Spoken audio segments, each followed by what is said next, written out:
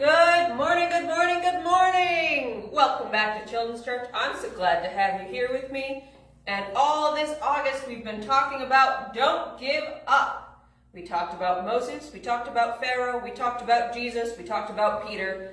Today we're talking about Jesus again and Jesus healing people. So the stories we're looking at can be found in Luke chapter 8 or Mark chapter 5. We're in chapter 5 and I'm going to read that portion for you here. In Luke. I'm in Mark. I'm sorry, guys.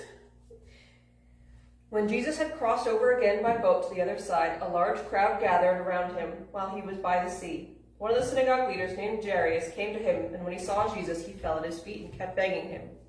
"My little daughter is at death's door. Come and lay your hands on her so she can get well and live." So Jesus went with him, and a large crowd was following and pressing against him. A woman who had been suffering from an illness for 12 years, had endured much under doctors, and had spent everything she had, but was not helped at all. On the contrary, she became worse. Having heard about Jesus, she came behind him in a crowd and touched his robe, for she said, "If I can just touch his robes, I will be made well." Instantly, she was healed, and her body was cured of her affliction. At once, Jesus realized in himself that power had gone out of him, and he turned around in the crowd and said, "Who touched my robes?" His disciples said to him, "Do you see the crowd pressing in against you? And you say, 'Who touched me?'" So he was looking around to see who had done this, and the woman, knowing what had happened to her, came to him with fear and trembling and fell down before him and told him the whole truth. "Daughter," he said, "your faith has made you well. Go in peace and be free from your affliction." While he was still speaking, people came from the synagogue leader's house and said, "Your daughter is dead. Why bother the teacher anymore?" But when Jesus overheard what was said, he told him, "Don't be afraid, only believe." He did not let anyone accompany him except for Peter, James, and John, James' brother. They came to the leader's house and saw the commotion. People were weeping and wailing loudly. He went and said, "Why are you making a commotion and weeping? The child is not dead, but asleep." They started laughing at him, but he put them all outside. He took the child's father, mother, and those who were with him and entered the place where the child was. Then he took the child by the hand and said, "Talitha koum," which translates to, "Little girl, I say to you, get up." Forgive my pronunciation. Immediately the little girl got up and began to walk. She was 12 years old. At this they were utterly astounded. Then he gave them strict orders that no one should know about this, and said that she should be given something to eat.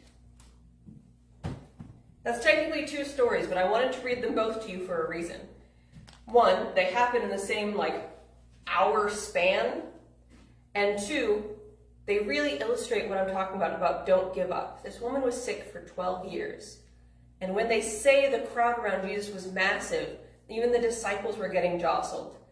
She had to chase Jesus through the crowd with the one thought in her mind that if she could just touch him, she would be healed.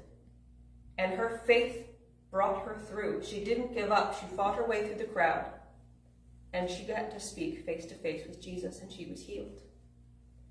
And on the second one is all about faith as well, because Jairus didn't want his daughter to die, and everyone else had given up. But Jesus looked at him and said, "Have faith, have belief, and everything will be okay." And he went and he brought her back. These are some of my favorite examples of Jesus being an example of how ardently you should pursue faith, how hard we follow after what Jesus is offering us.